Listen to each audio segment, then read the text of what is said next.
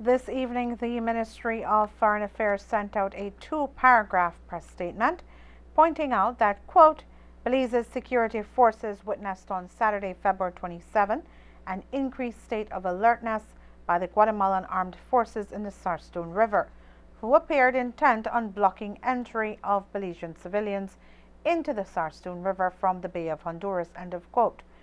Foreign Affairs Minister Wilfred Ellerington told the media that the government of Belize will fire off a protest note to Guatemala and the Organization of American States on this matter.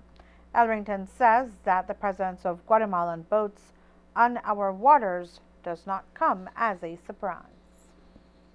What transpired on Saturday really did not come as a surprise to me, nor I imagine to the members of the government. I think what we are very thankful for is that nobody got injured. And in fact, they came back safe. Nobody was taken to Guatemala. Nobody was taken in custody. And that ended well. There is a suggestion coming from our military that one of the Guatemalan vessels may have entered into Belizean territory.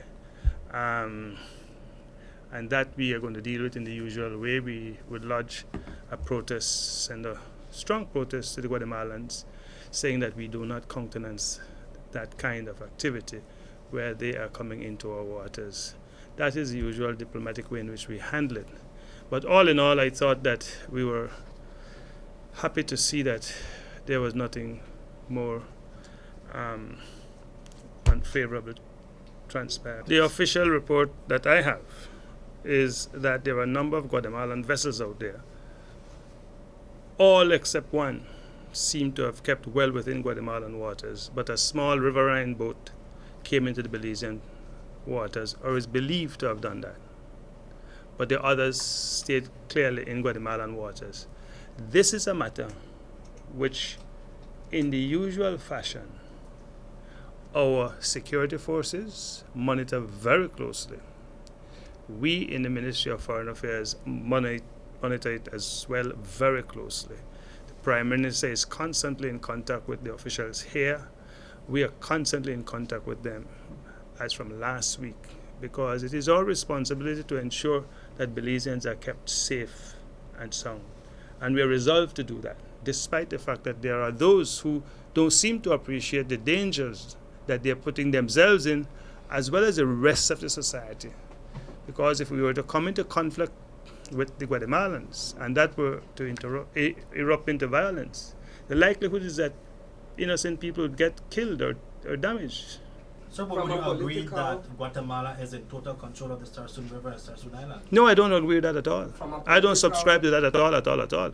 As far as I know, our military go up there every week, every single week, and I suspect that our fisher folk and other people use that water very freely. As a matter of fact, the first time an incident occurred, I think it was the first time when Mejia had gone up there with his group, they had gone all into the Sarstún, allegedly also on the Guatemalan side.